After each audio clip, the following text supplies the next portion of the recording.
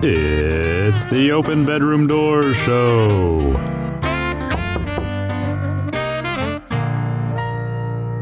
I'm Angela Skirtu and I open bedroom doors. Welcome to the Open Bedroom Doors Show. Real talk for real relationships.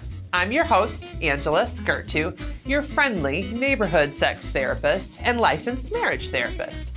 And yes, talking about sex is literally my job.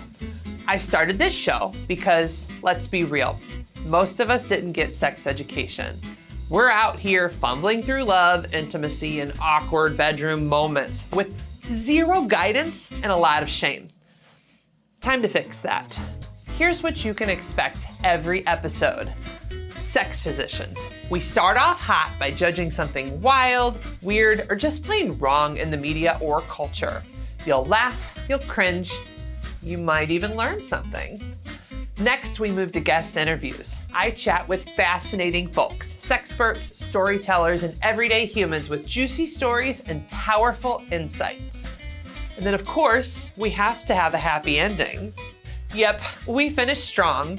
I answer real questions from real people about sex, relationships, and all the stuff you're too afraid to ask your therapist or anyone else for that matter. But I'm here, so ask away. If you're ready to laugh, learn, and finally talk about the stuff no one ever taught us, hit play. Let's open that bedroom door, shall we? Welcome to Sex Positions. This is the Open Bedroom Door Show, and on this segment, what I like to do is judge things as a sex therapist that are happening in media and society that are related to sex. And I'm your resident sex therapist. Hey! So today I want to talk to you about one of the things that's getting in the way of all of my couples. The most common story that brings people in to see me as a therapist is it starts actually at first baby. So right before you start trying to get pregnant, you and your partner are struggling with your sex life. And you think, well, you know what, let's try and have a kid. And then that energy of trying to have a baby builds up the excitement and energy. So you're like, okay, well, sex was already kind of getting slow, but since we're having a baby, we're putting more energy, we're having a little more fun. So you start trying, and then one of you gets pregnant. Usually it's the woman, because it can't be anyone. It's gotta be the lady, right?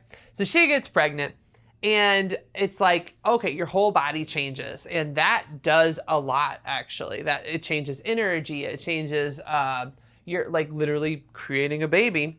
And so during that time, what happens is you're not talking very well to each other about how to have varieties of intimacy. So as that body changes, as you get tired, I remember when I was pregnant, I literally kept a couch, and I had a couch in my office, but I kept blankets and pillows just like these in my couch. And I would literally just go to bed, in between sessions when I was too tired.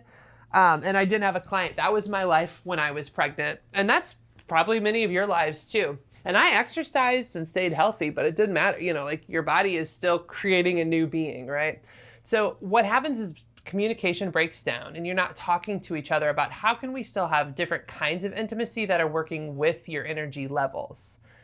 So that's one thing. And you're also not honoring your body through that, right? So either you have a partner who's respecting that and kind of backs away, or you have a partner that doesn't respect it and you're trying to make them feel happy or do everything for them. And then you're not having sex because you enjoy it, you're just doing it for them. When really what you need to have is creative different ways of being intimate and sexual with each other. So then that story, okay, you have the baby, and it's great, and you're like, oh, it's so exciting. But then sex really tanks because you don't have a plan for that either, for how to stay intimate. You've already stopped being intimate before the baby came. Then there's that 6-week period from the docs, and then it doesn't stop. Because guess what? Postpartum is actually up to almost a year of changes in the body, of reorienting and figuring out what's going on. So if you don't have the communication before, you definitely don't have it after, and baby changes everything and makes you stressed. So then you try to have a second baby, and that does happen for a time, that you have sex and the intimacy gets a little better. But after that second baby happens, your desire just tanks. And typically it's about 2 to 3 years after that people come see me, the sex therapist. And it actually could have been prevented if you had good communication and an ability to be a little more creative and open-minded with your intimacy from the start. I want that to change for you. So part of the reason I created this whole series is that I want you to see that throughout every stage of the game, you can be intimate. Intimacy can change.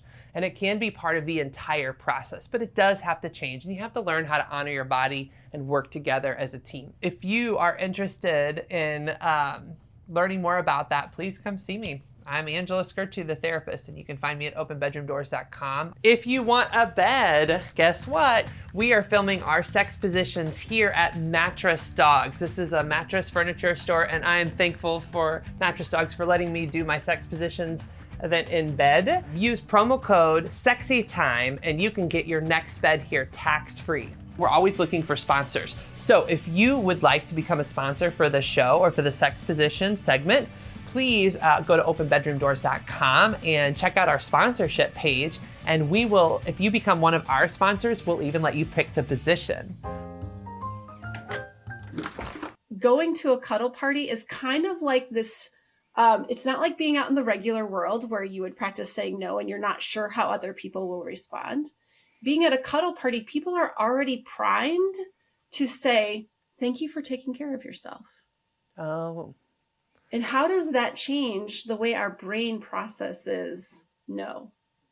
Okay, so you're training people to accept no. That's what you're doing. Yeah, absolutely. And we're training people to say yes to things they want, even though maybe sometimes people are like, do I really deserve that? Oh. Like we have our own limiting shit going on, right? So it goes both ways. I got you. That's so interesting. Because all right, so I have like a scale from no to yes in my book where I talk about there's the spectrum of no, a spectrum of maybe, and a spectrum of yes. Mm-hmm. And one of the things that I try to coach people in is that rather, you can say, I'm not interested in this. So that's like the no, mm-hmm. No, I don't want this, but I could be open to this. And what I'm trying to teach people is the different options and layers of intimacy that they can engage in.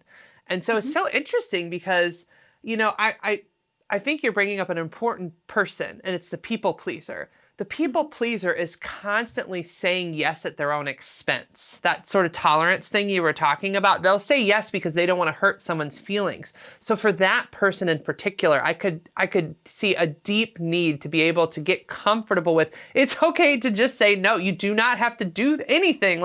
Seriously, we want you to do this because you want to, not because you have to, or because you're trying to make me happy, or you're trying to not piss somebody off, essentially, right? And I'm just thinking of every people, and of course there's a people pleaser in me too. Let's be fair, right? It's all the ways that we give people permission to be hey, you have choice, and real choice means no is a part of that choice. So that's so powerful.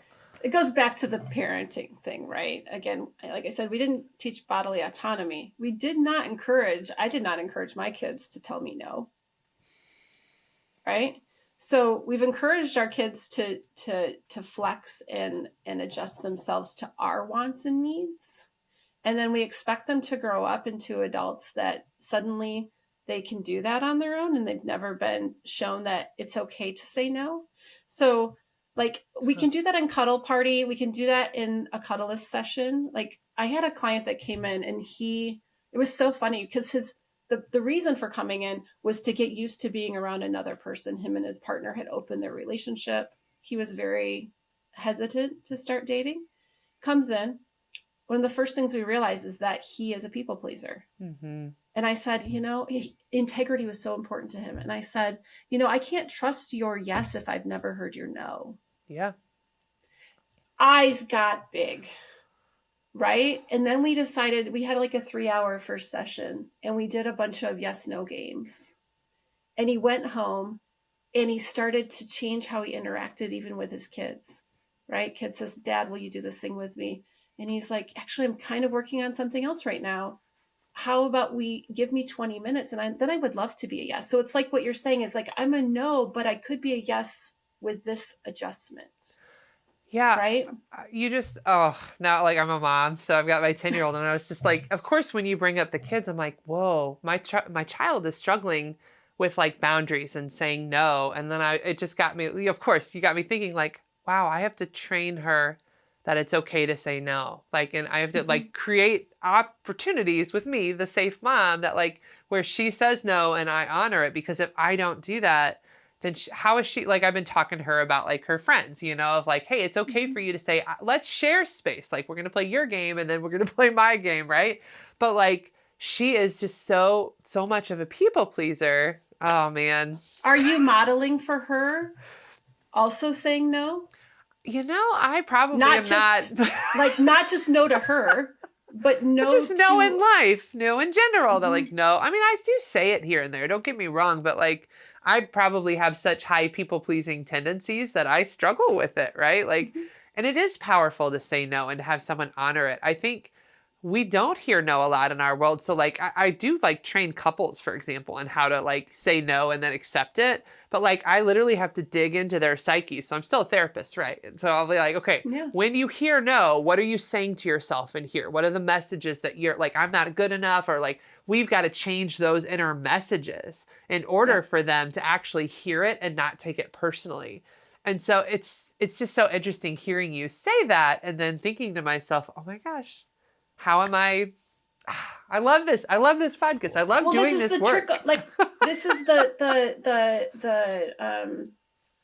drop, you know, it spreads, right? Like, I got out of the marriage. Well, the marriage ended. I won't say I got out of it, but the marriage ended. Yes. And I ended up, I think about a year and a half later, I trained with Cuddleist, and then I trained with Cuddle Party.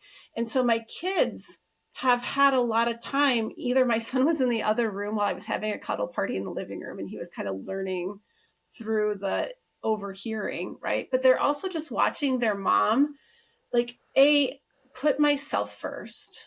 Selfishness is such a, you know, like, negative thing that, like, no, we need to be like full of ourselves enough that we're going to take care of ourselves, or we can't take care of other people, right? Yeah. We've got so much conditional training, like societal training around like being this martyr mom, and like, and then we just raised the next generation of them. My mom didn't like sex with my father, and we knew this in our family. I was one of 3 girls. It was a known joke of what she would do to avoid sex with him. That did not teach me to go into my first sexual relationship and take care of myself.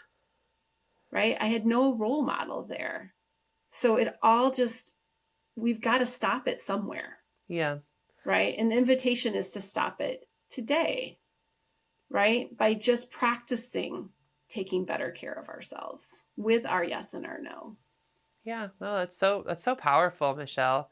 And I think it's a lesson a lot of us need to learn, like that no is empowering. That it is a way to honor yourself, set boundaries for yourself.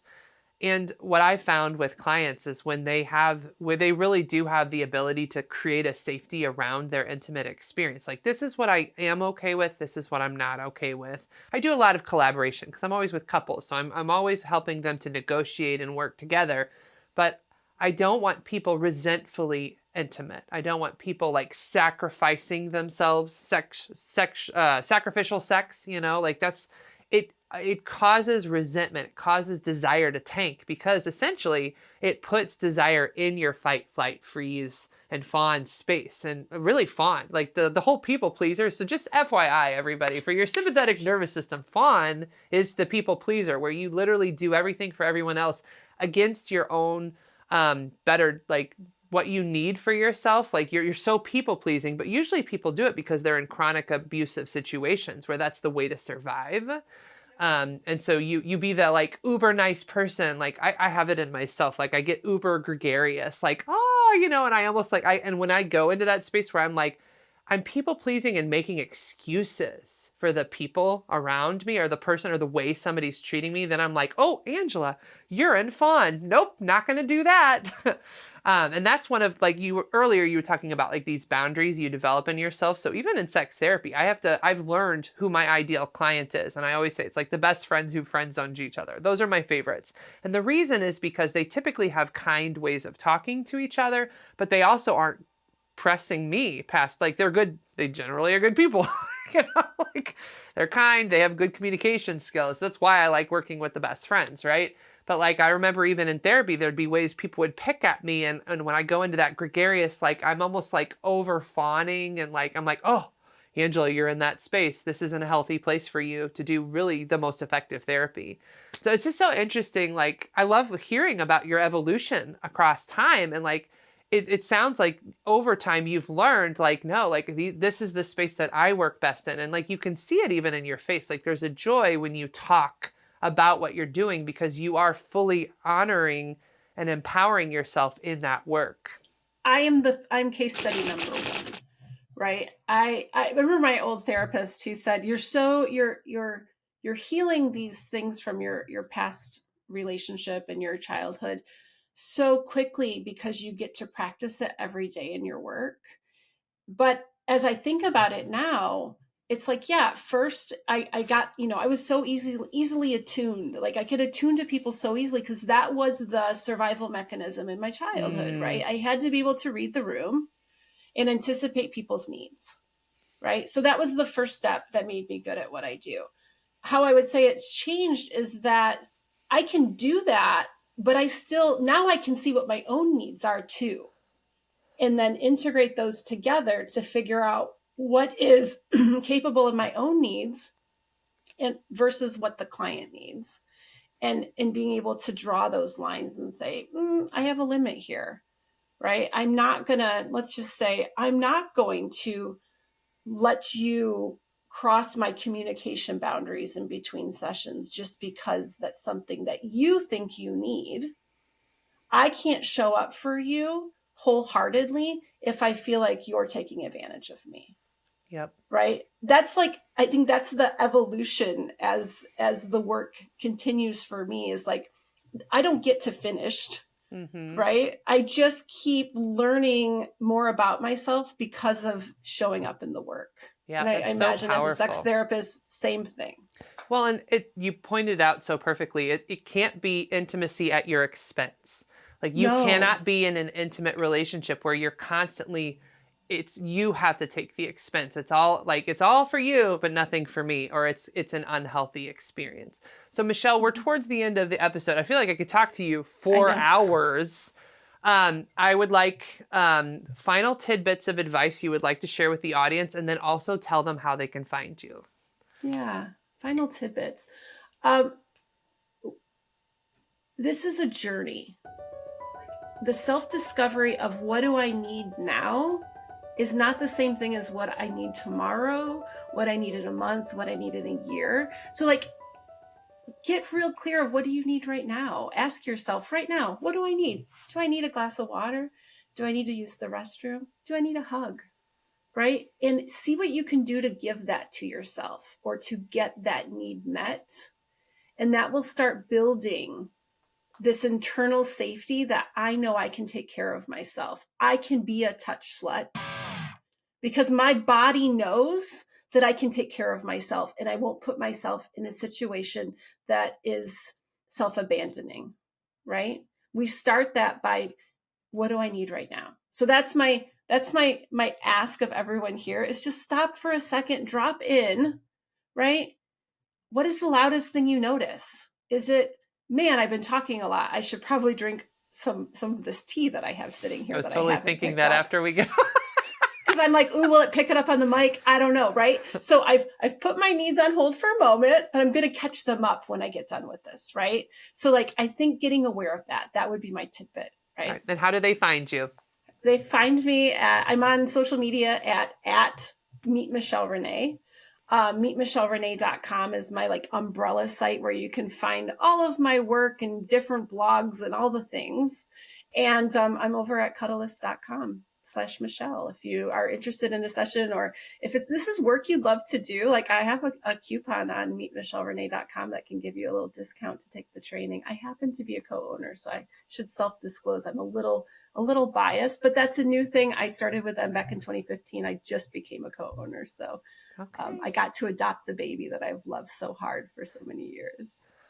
Great. Well, thank you, Michelle, for being with us. And I am Angela Skirtu. You can find me at openbedroomdoors.com. And please submit a contact form to get on my email list so that you can find out all about my different products and services. I'm Angela Skirtu, and I open bedroom doors.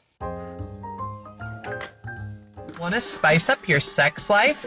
Then be sure to pick up a copy of my new book, From No to Yes Sex. Tired of routine sex? Feeling more like roommates than lovers? Wondering where the passion went or if it was ever really there? You're not alone. And guess what? You don't have to settle for a sex life that's just meh. Better sex doesn't start in the bedroom. It starts in your head. And from no to yes sex, I'll help you break free from shame, outdated beliefs, and unspoken frustrations that have been keeping you stuck. When you change the way you think about sex, you change the way you show up for sex. And that's where the magic happens. This book will help you understand why you're not getting the sex you crave.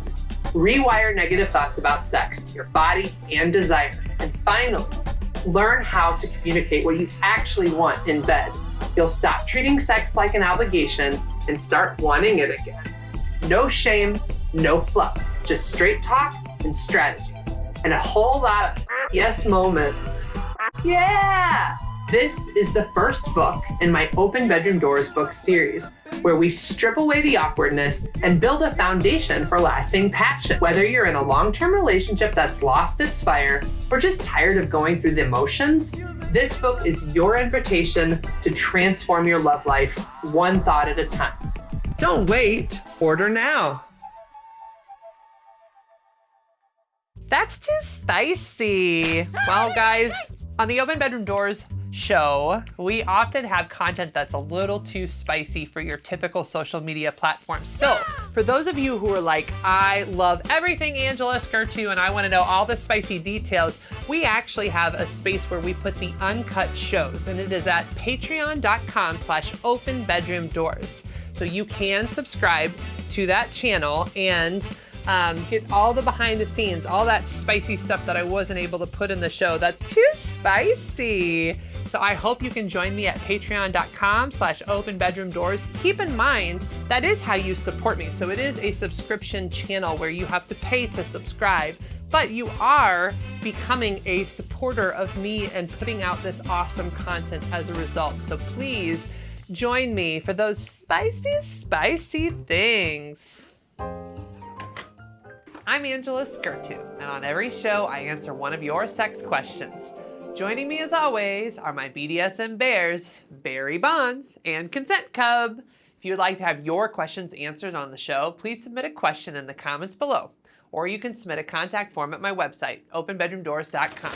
So I got a question today from a guy actually who asks, why can't I orgasm during sex? And the interesting thing about that is everybody actually has different physical function as they age, right? So things that could be getting in the way of your orgasm could be your physical health and wellness. So for example, if you are exercising regularly or if you are eating healthy, that can impact blood flow, which impacts your erections and orgasms.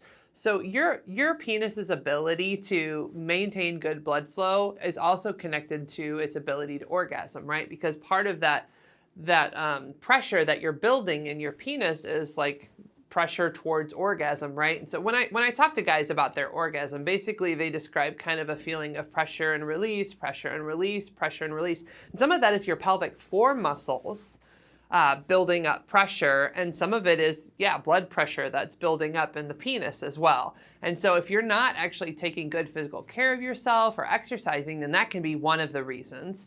A second reason is just that it takes a little more effort the older you get. And so one attitude some of my guys have picked up that has really helped is the idea of like, if I get an orgasm this time, cool. If I don't, how do I still have fun with the sexual situation?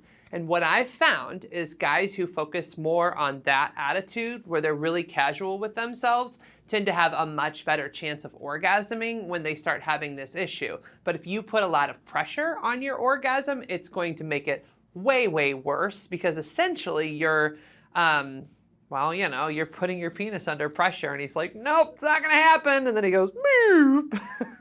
So my challenge to you, if you are struggling with orgasms, are lighten up with yourself, be a little kinder. If you do need to do some health things, some health changes, then exercise a little more, potentially see a pelvic floor physical therapist, because they do actually treat ED and orgasmic problems with physical exercises. But beyond that, if you lighten up and treat yourself a little kinder, then sometimes you'll orgasm, sometimes you won't, but you will get better at orgasming if you're a little more relaxed with your body. Well, that's a wrap on this episode of the Open Bedroom Doors Show. Real talk for real relationships. If you laughed, learned, or blushed a little, you're welcome. Don't forget to like, subscribe, and share with a friend who needs a little more real talk in their life. Got a burning question about sex, love, or relationships? Check out openbedroomdoors.com and submit a contact form. Your question might just be featured in a future Happy Ending segment. Until next time, keep it honest, keep it sexy, and most of all, keep those bedroom doors open. Good night and have a sexy tomorrow.